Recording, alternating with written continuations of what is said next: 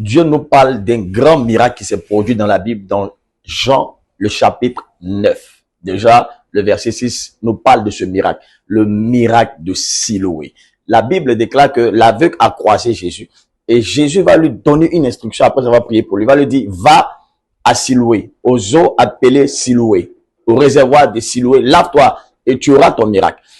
Voilà un homme qui a croisé Jésus. Il a un miracle, mais le miracle n'est pas achevé. Et Jésus l'envoie à Siloé. Qu'est-ce que veut dire Siloé? Siloé est dérivé de l'hébreu Shiloah, qui veut dire envoyé. Jésus est en train de dire à cet homme, pour avoir la totalité de ton miracle, il faut que tu rencontres une personne, un envoyé, un prophète. Parce que Siloé, Shiloah, veut dire envoyé. Il faut que tu aies un envoyé, un prophète, un pasteur, quelqu'un qui va prier pour toi, pour que ton témoignage soit exponentiel, pour que ton miracle soit explosif. Tant que cet homme avait seulement Jésus, la parole, il avait croisé Jésus, il n'aurait pas eu le miracle qu'il aurait désiré. C'est quand il est parti maintenant à l'eau appelée Siloé, Shiloah, qu'il a reçu son témoignage et son miracle. Et il est revenu maintenant voyant clair.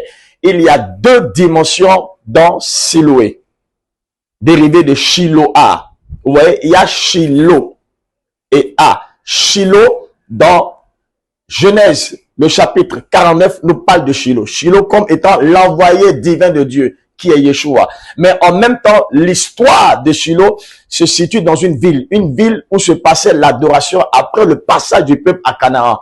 Donc, il y a deux dimensions dans Siloé. Dans Siloé, les deux dimensions sont quoi? L'envoyé et le territoire. Il est important pour que ton miracle soit un miracle qui va épater ton environnement. Il est important que tu aies ces deux entités avec toi. Tu es non seulement, c'est vrai, la parole, mais tu es quoi? L'envoyé, le prophète et le territoire, ton lieu de prière.